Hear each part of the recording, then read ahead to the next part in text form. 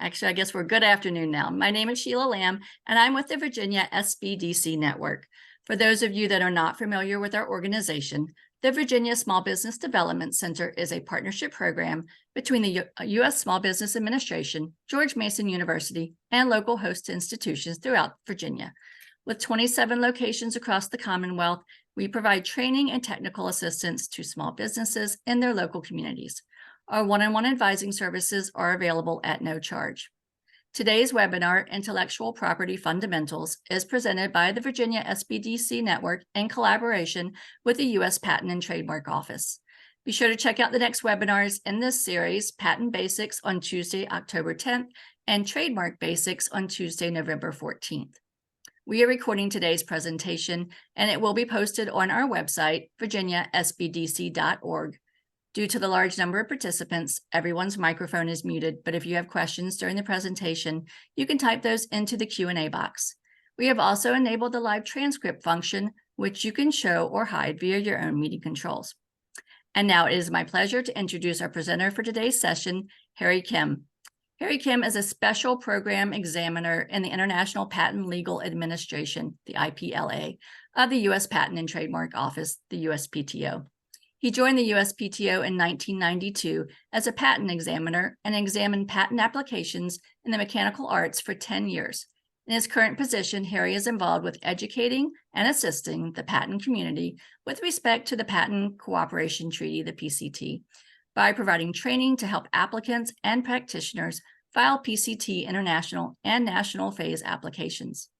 He is also involved with instructing patent examiners at the USPTO concerning the examination of PCT-related applications and providing direct assistance to the public regarding the PCT process. In 2023, Harry joined the Eastern Regional Outreach Office as Assistant Outreach Coordinator. Please join me in welcoming our presenter for today, Harry Kim. Thank you, Sheila. Welcome, everyone. Once again, my name is Harry Kim. Thank you for allowing me to be here today to share with you about the fundamentals of intellectual property. The United States Patent and Trademark Office is excited to be able to collaborate with Virginia SBDC. We see this as a great opportunity for us to help spread the word on the important topic of intellectual property. As she indicated, I have the privilege of working with the Eastern Regional Outreach Office, where we get to engage the public in the eastern part of the United States, all the way from Maine to Florida. We bring USPTO services and resources to the region so as to promote innovation by connecting inventors, innovators, and entrepreneurs to government resources and be able to provide education on the topic of intellectual property.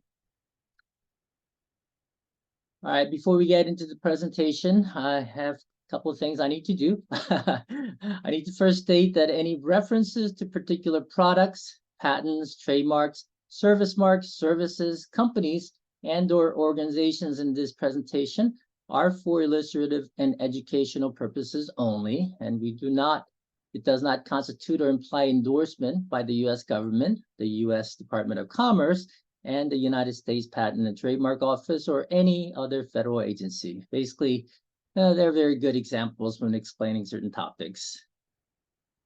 All right, so here are the topics that we'll be discussing today.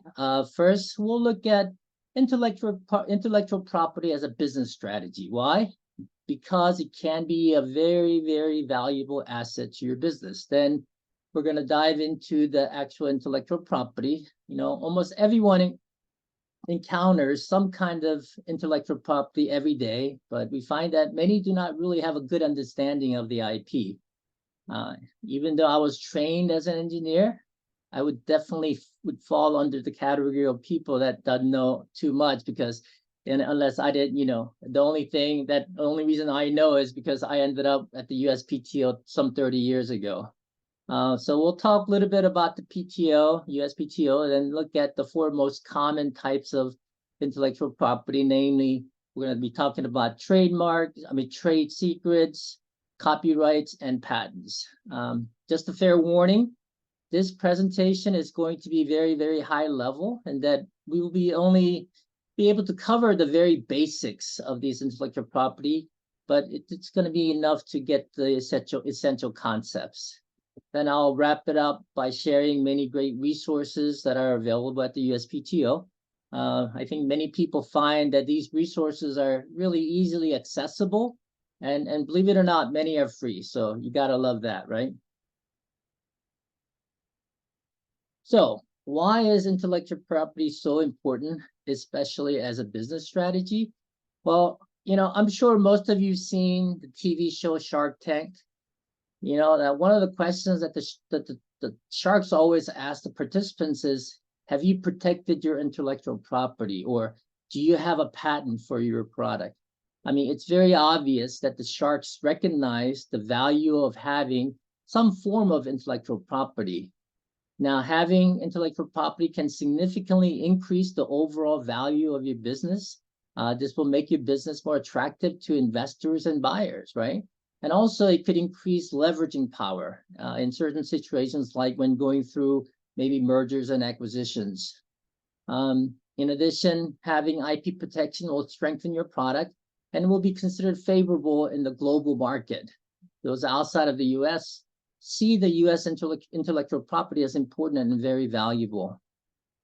As to the IP protection itself, I just wanted to caution that IP, intellectual property, is territorial in that the protection is limited to the country that grants the IP protection. For example, if you have a US patent, that patent will give you protection only in the United States. It's not going to give you protection elsewhere. If you want IP protection in the other countries, you will need to have those countries grant the IP protection in order to be protected there. So what exactly is intellectual property? Well, let's compare the intellectual property against a real property, such as your house. The house is a tangible property which can be bought, can be sold, leased, assigned, or even given away for free, right? Similarly, the intellectual property can also be bought, sold, assigned, and so forth. The big difference is while the real property is tangible and physical, the intellectual property is an intangible property of the mind created by people, which protects some sort of concept. Now, before getting into the nuts and bolts of intellectual property, let me first share something about the United States Patent and Trademark Office, or what we like to call USPTO. We are the federal agency for granting US patents and registering trademarks. The USPTO is America's innovation agency. We are committed to fostering innovation and economic growth by creating a reliable, predictable, and high-quality intellectual property system. Okay. Here's a quick snapshot of the USPTO. We are headquartered in Alexandria, Virginia. There are actually over 13,000 employees, of which 8,000 are patent examiners and over 700 are trademark examining attorneys. For fiscal year 2022, the USPTO received approximately 650,000 patent applications and over 1 million trademark applications. It's definitely a very, very busy agency for sure. So how did this all get started? Well, we could thank our founding fathers. They recognized the importance of intellectual property and actually had it written into the US Constitution. Article 1, Section 8, Clause 8 says, "The Congress shall have power to promote the progress of science and useful arts by securing for limited times to authors and inventors the exclusive right to their respective writings and discoveries."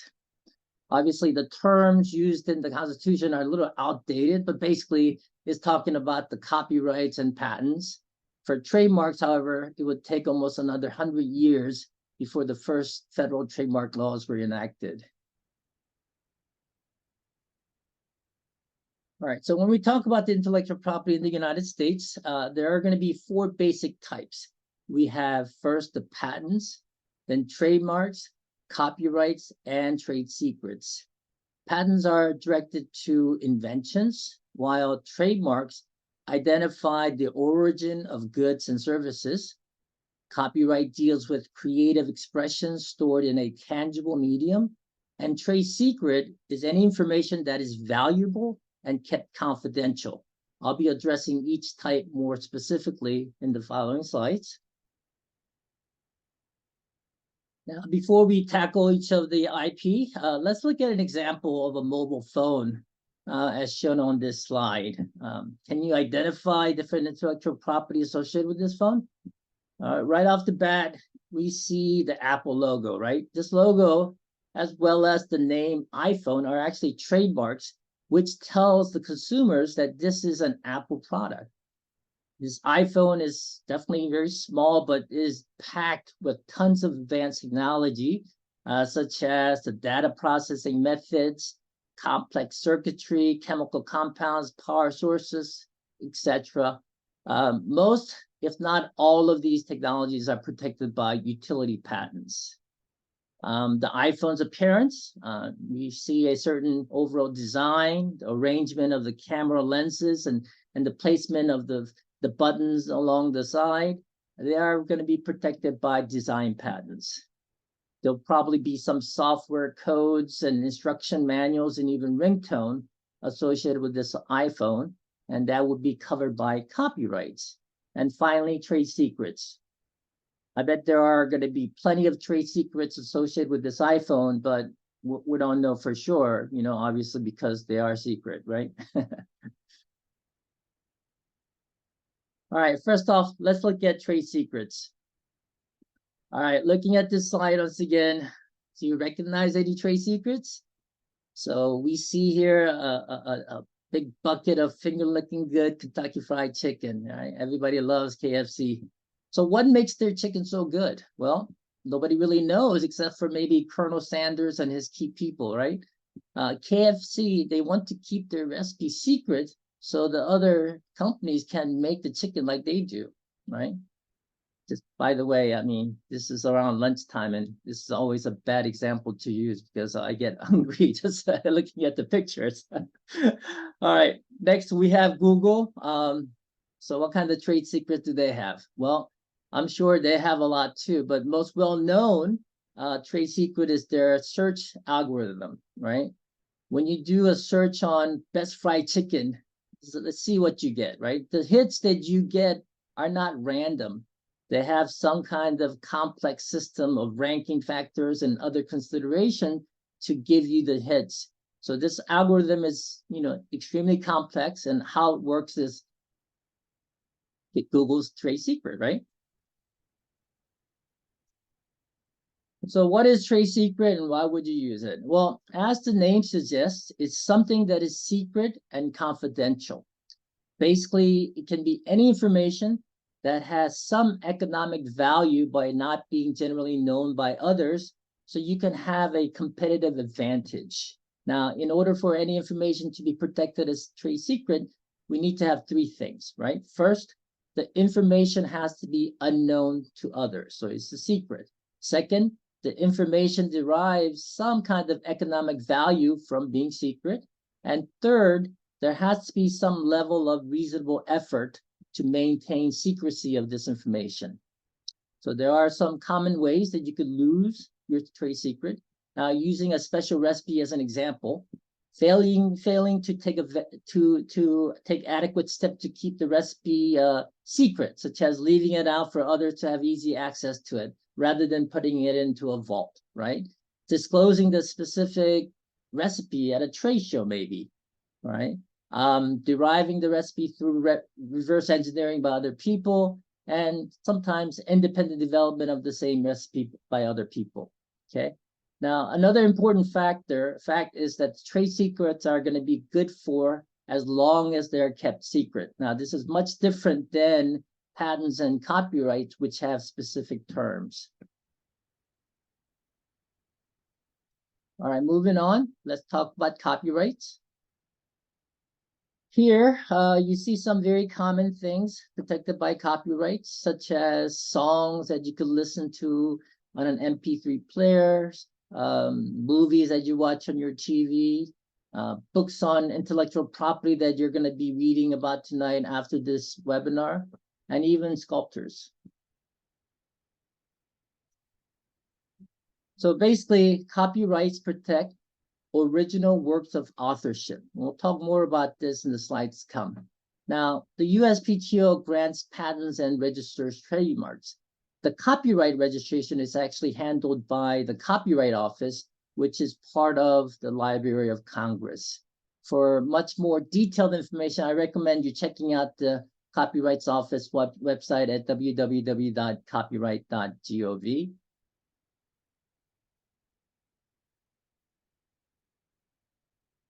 So what is a copyright? Well, like I said, a copyright protects original works of authorship, which includes literary, dramatic, musical, artistic, and other works.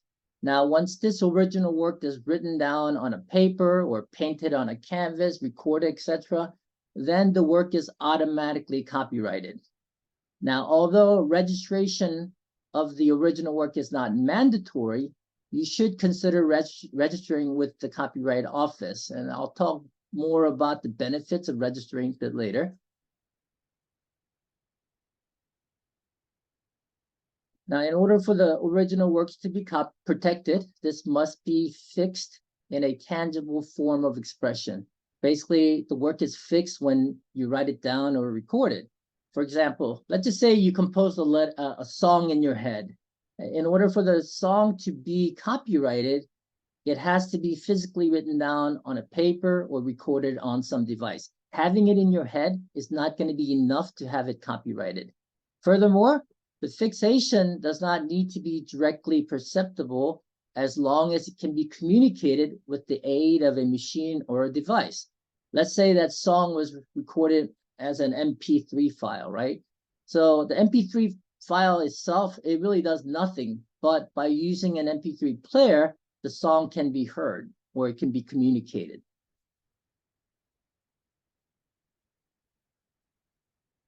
Now, in order to qualify for copyright protection in the United States, the works must be original in that they are independently created by an author. Simply put, you have to create the work yourself and not copy from other works, right? In addition to being independently created, the works require at least minimal degree of creativity, what they refer to as modicum of creativity. For the US, the amount of creativity required to qualify for copyright protection is actually just generally very low.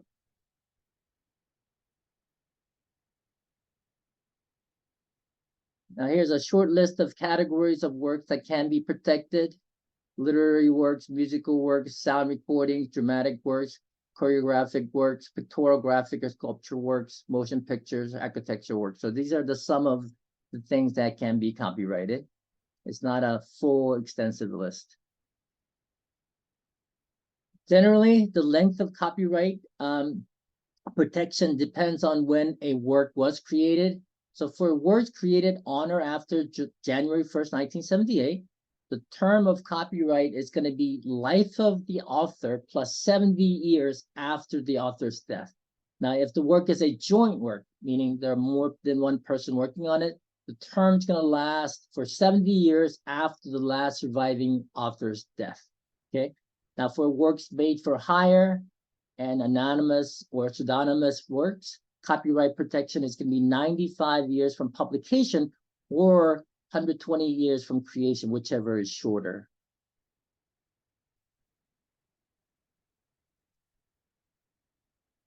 So what rights do the copyright owners have? Well, they get the exclusive right to reproduce the work, prepare derivative works, distribute copies, perform or display the work publicly, or authorize others to do so.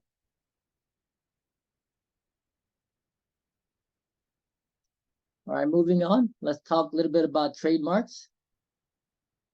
So a trademark would be any word, name, symbol, or device, or combination thereof, used to identify and distinguish goods and services and to indicate their source.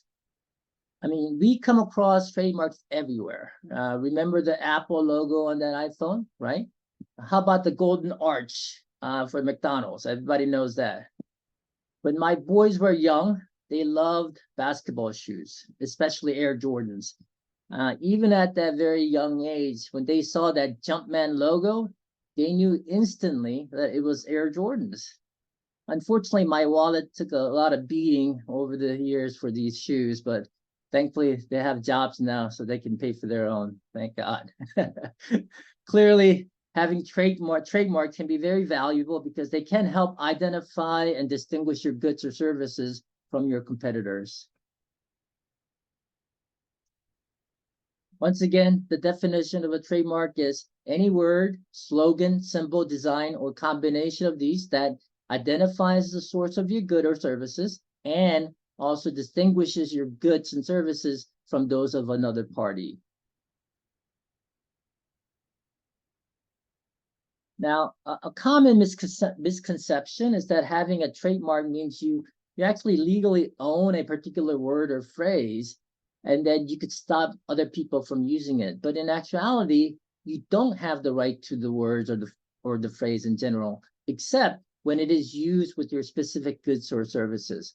As an example, let's just say you use a logo as a trademark for a clothing business, to identify and distinguish your line of clothing from others. Generally, you can stop others from using the same logo or similar logo in clothing because it will bring confusion to the customers, right? To consumers. However, you can't stop others from using a similar logo for computer-based goods, computer-related goods, since clothing and computer goods are not related businesses. So what does a trademark offer? Among other things, brand recognition, right? This allows the consumer to distinguish your goods or services from your competitors. Public notice of ownership, so others are aware that you have the exclusive right to use this, right to enforce nationally and bring legal action in federal courts, being able to use the federal trademark registration, the R with the little circle around it, right to record marks with customers, U.S. Customs to prevent importation of fakes, serve as basis for foreign filing, and also gets to be published in U.S. trademark database.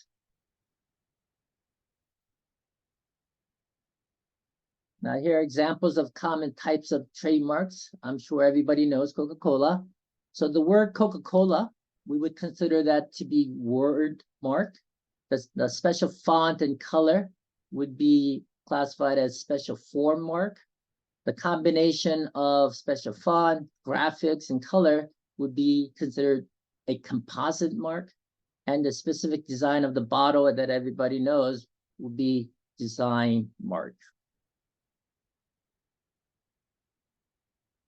Now, in addition to the traditional words or slogans that everybody's familiar with, trademarks can also include product packaging, product design, and trade dress. Believe it or not, trademark can also be a sound, color, or even a smell. Everybody knows the special blue color on Tiffany's box, right? Especially my wife. I'm sure you're familiar with the Corning's pink color insulation. You've heard the cool lions roar at the start of any MGM productions, right? Or even the unique smell from your kids' Play-Doh.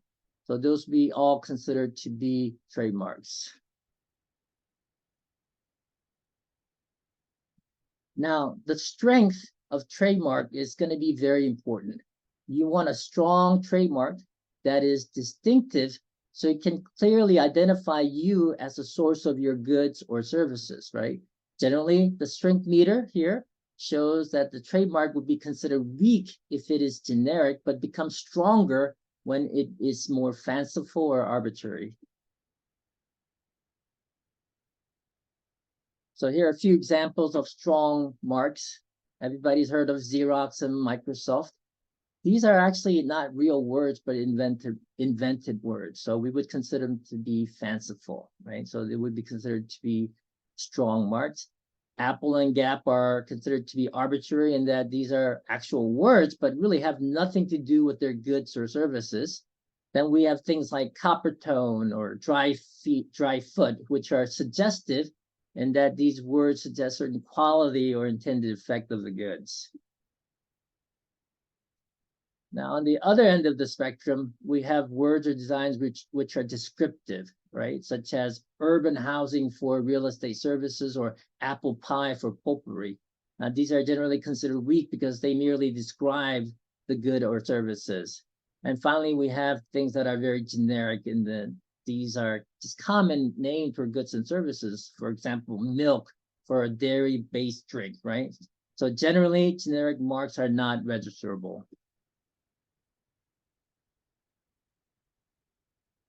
So for your reference, here's another listing of reasons for registering a trademark. This is basically the same information that I presented earlier back. So we're just not going to go through it. All right, moving on to patents. So what is a patent? Well, a patent is an exclusive right granted for an invention. When a patent is granted by the U.S. Patent and Trademark Office, it gives the patent owner the right to exclude others from making, using, selling, offering for sale, or importing the claimed invention. However, the patent protection does not last forever, in that there are specific terms for each type of patent. And I'll discuss that on the next slide. And finally, patents are territorial in that the U.S. patent will give you protection only in the United States. At this point in time, there is no such thing as a worldwide patent. Now, in a global economy that we're in, that would be nice, right? Having one patent that gives you protection worldwide. But at this point in time, it does not exist. Will it exist in the future? Maybe. There's always works going on by the international authorities to streamline the patenting process and intellectual property as a whole. So who knows? Maybe in the future, my great-great-grandkids' lifetime, they may have a worldwide patent, and that would be nice for everybody, I think.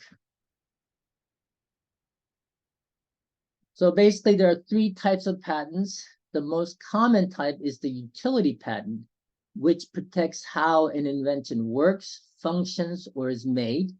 The term for the utility patent is going to be 20 years from the filing date of the patent application. For design patents, which protects the ornamental aspect of a product, the way it looks, the term is going to be 15 years from the date of grant. And then for plant patents, which are not that, doesn't get filed very many, are directed to asexually reproducing plants, and term is going to be 20 years from the filing date. So, is your ideal eligible for protection? Well, if your invention is directed to a process, machine, manufacturer, and composition of matter, then it will be eligible for protection by getting an utility patent.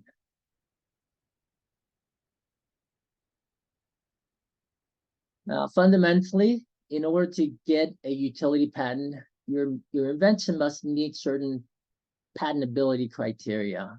First, is your invention novel? Is it new? Is it not known or described in the prior art? Second, is your invention not obvious? Is the difference between your invention and what was done before obvious to person having ordinary skill in that technology? Finally, does your invention have some kind of utility? Is it useful? If your invention passes this patentability test, then the USPTO will be able to grant you a utility patent. However, not everything is patentable. For example, having just an idea is actually not enough. This idea must be developed into a new, non-obvious and useful machine, manufacture, process, or composition of matter. So just the mere idea, not adequate. In addition, natural phenomena, laws of nature, and abstract ideas cannot be patented either. The path to a patent will start with a new idea that's going to be developed into an invention, right? Then you have the option of filing a provisional application, then follow that up with a non-provisional application. Alternatively, you can actually go straight into a non-provisional application. And I'll talk about the differences between the provisional and non-provisional application on the next slide. Now, in order to get a patent for your invention, a non-provisional application has to be filed, so it can be examined for patentability by the USPTO examiner. And when you receive a US patent, then your patent will protect you for 20 years from the date of the filing of the non-provisional application.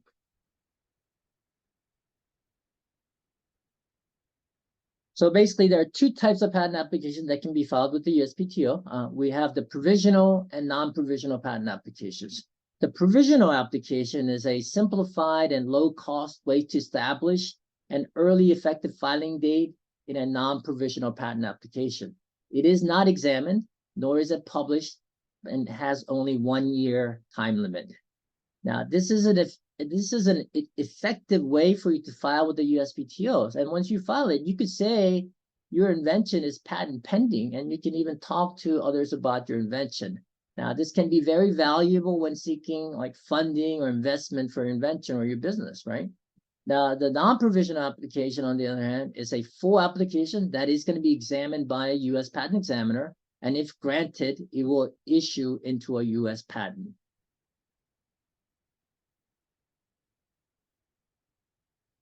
All right, so here's a simplified look at the patent application roadmap, right? Once a non-provisional application is filed, there's going to be a limited number of back and forth communication between the patent examiner and the applicant. Now, if there are any rejections or objections as noted by the USPTO examiner, then the applicant is given an opportunity to respond back with some kind of amendments and or arguments. And ultimately, this process will result in either allowance of the application where the patent is granted, or abandonment of the application where the patent is not granted. Now, many people have said that this is a challenging and difficult process, and that is true, I think. But it is required to ensure that the USPTO issue a high quality patent, which can ultimately serve the patent owner, okay?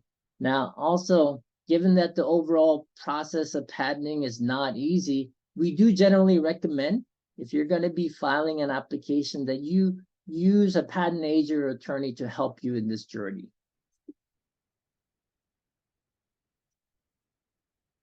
All right, now comes the resources. These are just really great resources that it's available for anybody, for that matter, right? And I think I highly recommend, especially if you are getting into the intellectual property, patenting, trademarks, and so forth, you visit our websites and just see and just take a look and see what is there for you to get, to benefit from, okay? Okay, first we have here the USPTO's main webpage.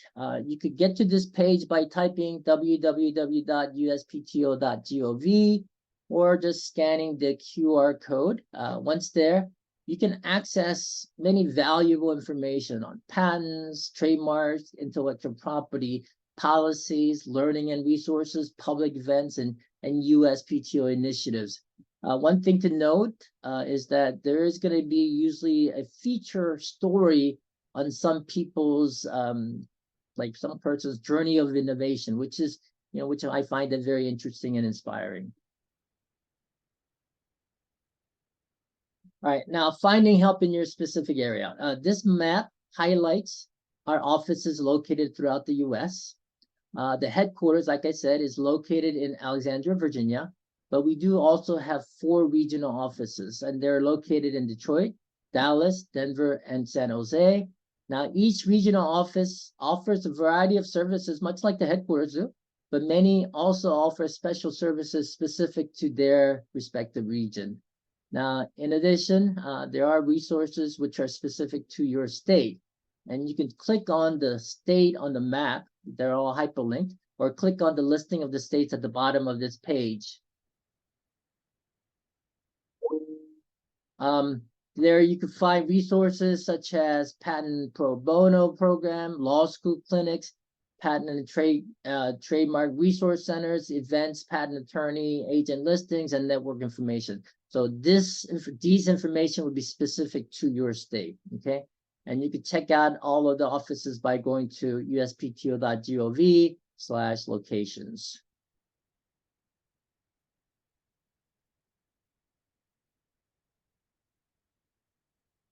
Now, in addition to getting assistance from the regional offices, you can also get help from our patent and trademark resource centers, or what we call the PTRCs. Now, these are a nationwide network of public and state and academic libraries designated by the USPTO to support the public with patent and trademark assistance. As you can see from the map here, there are many PTRCs located throughout the United States. The PTRC staff are fully capable of helping you with like searching for patents and trademarks, providing information on application process and fee schedule. They offer classes on intellectual property and so much more. That they are definitely an excellent resource. Now, when you go to the PTRC website at uspto.gov/PTRC, you can find detailed information on each of the PTRCs.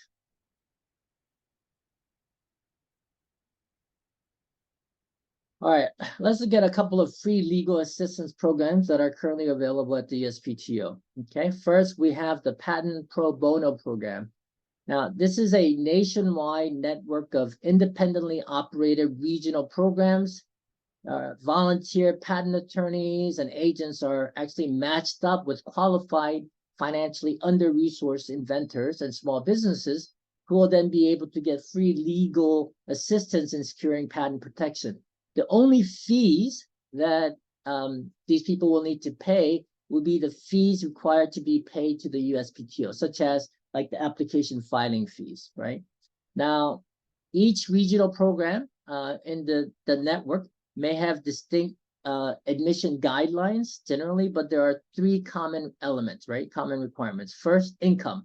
Your income, gross household income, has to be less than 3 times the federal poverty level guidelines. Second, some knowledge. You need to demonstrate some understanding of the patent system. You can do this by either having a provisional application already filed with the USPTO or having successfully completed a certificate training course, which is free and freely available on our website. And third, the actual invention. You need to be able to describe the particular features of invention and how it works. Now, because requirements for income, knowledge, and invention may vary by regional programs, if you're interested, you should contact your regional program for specific information. Okay, so it's a really great program that is, just if you could take advantage of it, you should surely do so. Okay. Next, we have the Law School Clinic Certification Program. This program permits law students under the supervision of a participating law school clinic supervisor to practice patent and/or trademark law before the USPTO while providing these services to applicants for free. There are currently, I think, over 60 participating law school clinics. Now, these clinics provide free patent and trademark legal services to qualified members of the public who are accepted as clients. Now, each participating law school clinic has their own requirements for accepting new clients and can accept new clients at their discretion. So for more information on this program and a full listing of the participating law schools, go to the uspto.gov/law school clinic.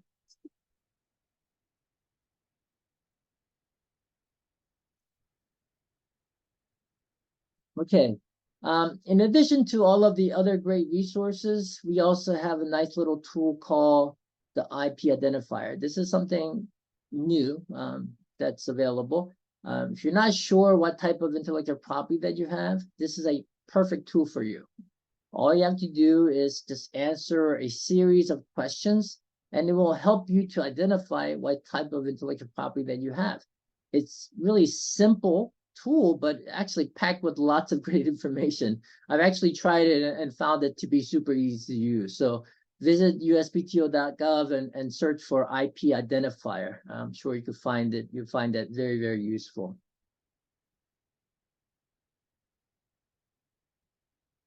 The USPTO is committed to inclusive innovation. We believe it is best for America when everybody is able to participate in the innovation ecosystem as inventors, innovators, and creators, right? We are doing our part through a number of activities, programs, and initiatives, some of which I've already talked about today.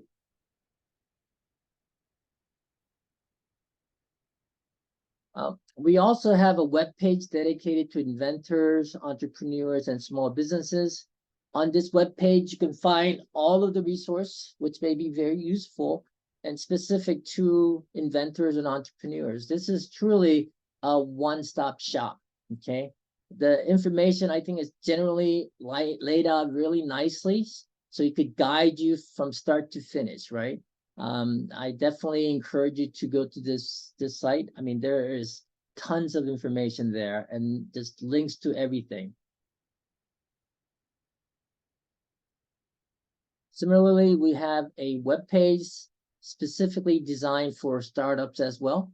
The information found here is going to be very useful for startups, such as information on securing funding or guarding against costly infringement litigations.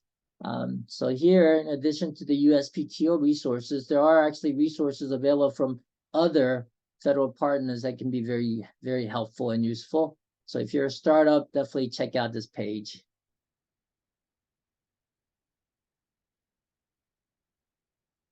All right, next we have Inventors Assistance Center and Trademark Assistance Center. The Inventor Assistance Center, or IAC we call it, they provide patent assistance and information to the public. It is staffed by former supervisory patent examiners and primary examiners. So these are ex-examiners and supervisors who have 30, 40 years of, experience. And they're available to answer questions and help you in filing a patent application. They'll be able to address any questions that you may have. Questions that you may have prior to filing the patent application. They can even help you with any issues that may come up during examination, during prosecution, and even after allowance or abandonment. You can call them directly during business hours between 8:30 a.m. to 8 p.m., Monday through Friday, at the number listed there. And you can also check out their website. Similarly, for trademarks, we have the Trademark Assistance Center, which is the main support center for all customers. And customers range from first-time filers to attorneys. They can assist with a variety of trademark topics, which include like general information about registering a trademark, updates on the status of the trademark application and registrations, questions on specific applications or registrations. They can help navigate electronic forms and systems and help find information on our website. You can call them also during the business hours, 8:30 a.m. to 8 p.m. And on the number is listed there, and you can check out their website as well. Now, if you are a first-time filer, we have something special for you. You may be able to take advantage of our first-time filer expedited examination pilot program. That's a mouthful. Now, this pilot program is specially designed to increase accessibility to the patent system for our under-resourced inventors who are new to the patent application process. This program expedites the first office action. And this first office action is basically the office's initial written assessment on patentability of your claimed invention. Now, by speeding up the patenting process, it will enable the applicants or inventors to move their invention forward and bring, impact more rapidly, right? Now, if accepted in this pilot program, your application will be placed in a special docket so it can be advanced out of turn.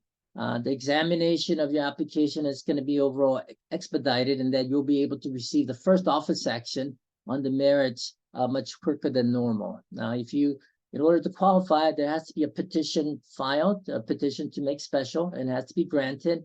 And the good thing about this petition is there's no cost for this petition, so it's free.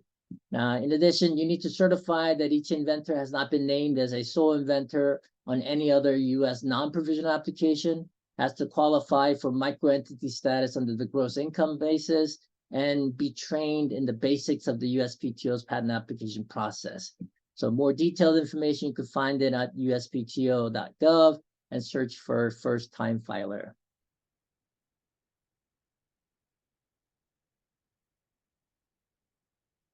All right, so we also have a climate change mitigation pilot program. Now, this program was designed to accelerate patent applications dealing with innovations that reduce greenhouse gas emissions. So if the application qualifies, then this application will be also advanced out of turn so as to ultimately bring this technology to the forefront. Okay, let's talk money, all right? Now, for certain qualified individuals or small businesses, they can actually get a significant reduction in most of the patent fees. If you are an individual, a small business with less than 500 employees, or a nonprofit organization, you can actually qualify as a small entity. And by qualifying as a small entity, you could get 60% discount in most of the patent fees. So that is pretty significant. Now we take one step further. So if you qualify as a small entity and have not filed more than 4 previous applications and have income no more than 3 times median income and have not assigned to anyone other than a micro entity, then you can qualify as what we call a micro entity. And if you're a micro entity, you could get 80% discount. So that is significant. So you could get more information on our website. So you could find out about whether you qualify as small entity or micro entity. And to be honest, most people, most, individuals and small business will, be easily be able to qualify as small entity. Micro entity, a little bit more difficult, but nevertheless, it's possible. Another great place where you could get a whole bunch of free resources actually is found on our events page. Here, you'll be able to find information on all of the USPTO events. Some are in person, but mostly are virtual like this. The events really cover a whole range of topics, such as IP basics, just like this one, how to search for patents and trademarks, how to navigate the USPTO's electronic filing system, entrepreneurship workshop, and the list goes on and on. And there are like multiple sessions just throughout the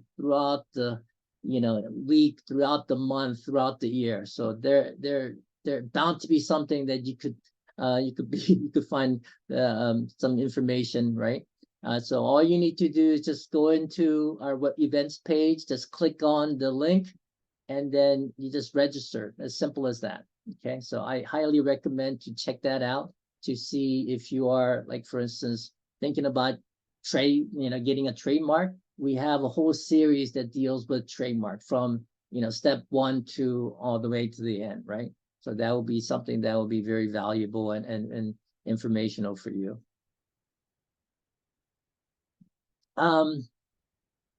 You can stay connected with the USPTO because we have a subscription for our email newsletters.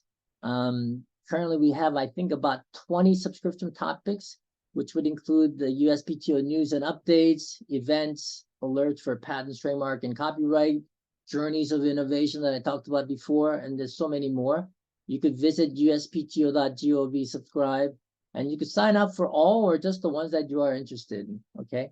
But this is something that would be, I think, generally very good, because that way you don't have to go back and check every time, every day. You could just, when something new comes to your email box, you could take a look at it and visit the website at that point. All right, well, this pretty much concludes my presentation. Make sure to follow us through our to your favorite social media platform. So we're pretty cool. So we have presence in all of the social media platform. So here is my email info, as well as the email info for Elizabeth Doherty, who is the Eastern Regional Outreach Director. So hopefully this presentation was helpful. And then, I wish all of you the best in your journey of innovation and entrepreneurship. Thank you.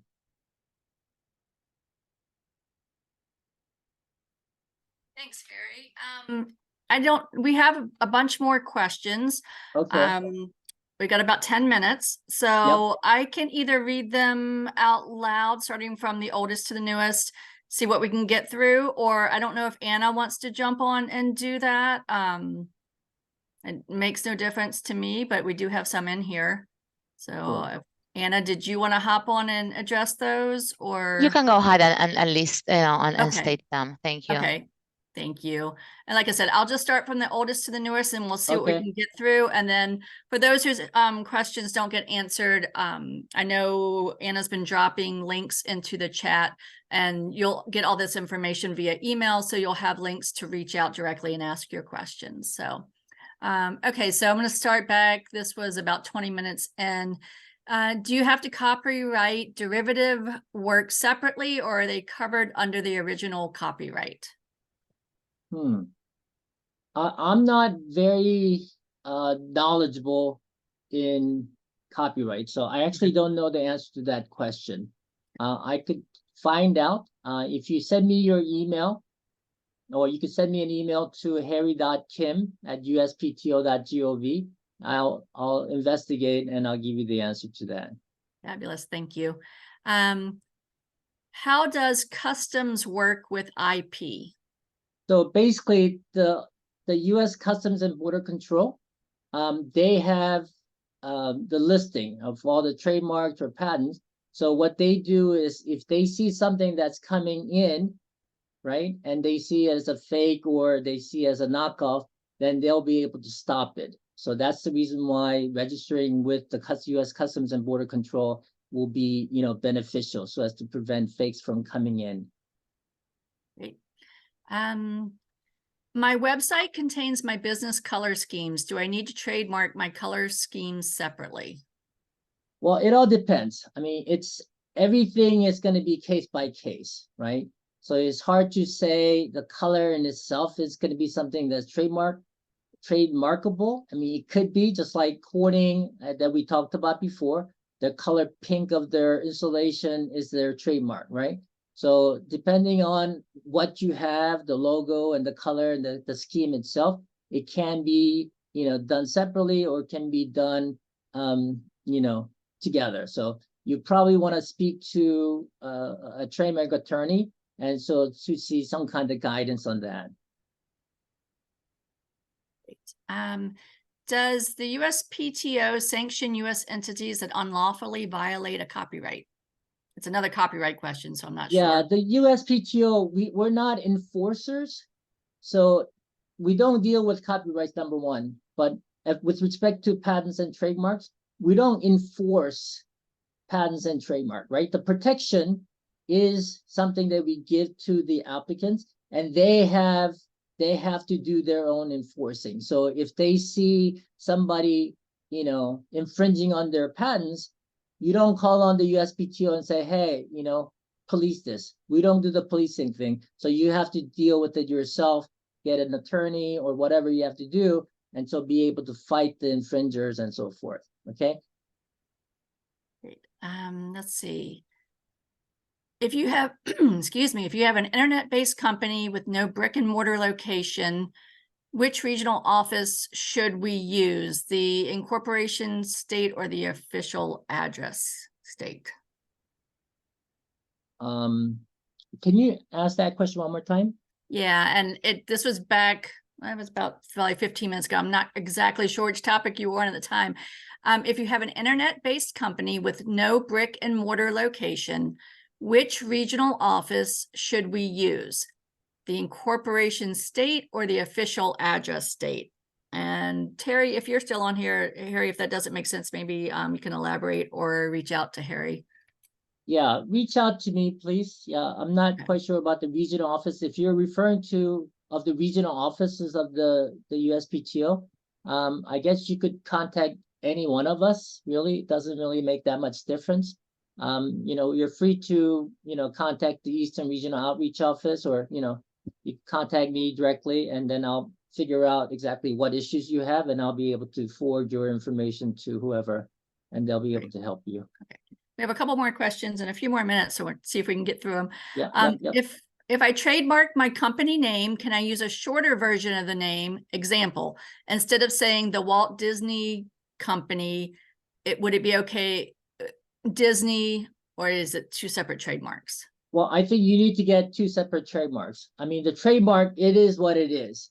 You cannot, abbreviate it and call it your trademark. So if you want the abbreviated version, you should be getting trademark for that as well. Great. As an author, would I want to copyright and or trademark my characters? It can be both. I mean, it's one of those things where a lot of times intellectual property, it goes, it's not limited to one type. So you could have one thing that can have intellectual property associated as a copyright, or it could be a trademark. So it's possible that you could have both coverage, with a single thing. If you have a state micro entity designation that lasts for 5 years, but you exceed the income threshold today, can you still qualify as a micro entity based on your previous and still active certification? No, the certification, it's like every time you pay your micro entity fees, you're effectively having to certify that you are a micro entity. So if you lose your micro entity status, you cannot rely on your status, yesterday, if today you lose your status. So yeah, that's unfortunate, but that's the reality. So, the good thing is, even if you lose your status as micro entity, most likely you're going to be still small entity. So rather than 80%, you only have to pay 60%. It's my understanding that I have to be in business before I submit my trademark. Is this correct? You don't have to, but we have this thing called intent to use. So you could, oh, I have this great logo. Yeah, I want to use it when I start my business, next year. Well, you could still file, a trademark on it. It doesn't have to have it, but in order to be protected, you need to have the actual usage of the trademark, okay? But initially you can do it, and you have to go through the process of, I believe, what they call it, intent to use and all that thing. Yeah. And Anna, I think you're hopping in and answering some questions. So that's great. We have another one. I have multiple company logos under my LLC. Do I have to trademark them separately, or can I file them all together? Trademark has to be done pretty much separately.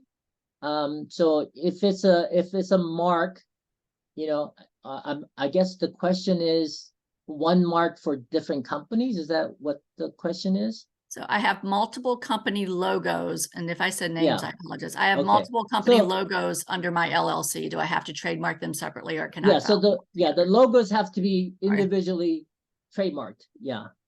You don't trademark the company and everything that is within the company is, automatically trademarked. No, the logo has to be done individually. Okay, it looks like Anna is following up on the last question, and I've got 12:59, so I think we're right on the mark here. This has been wonderful. I hope everyone learned something today. I know I did. Great. Harry, I want to thank you. As we said before, you will receive an email with a link to the recording and the slides. I do thank everyone for attending. Harry, I thank you. Anna, I thank you for your handling of the questions. We had a lot. If you all would like to sign up for upcoming webinars or access recorded webinars, please visit virginiaspdc.org/training. These resources are designed to be used in collaboration with your local SBDC advisors. You can sign up for a free and confidential session by emailing help@virginiaspdc.org or via our website. And we hope to see you at our next sessions, which I did post in the chat, and they'll be coming up in the weekly email. So we hope to see you, I guess, next month or sooner. Thanks, everyone. Great. Thank Take care. you. Bye. Have a good day. Bye-bye. You too. Bye.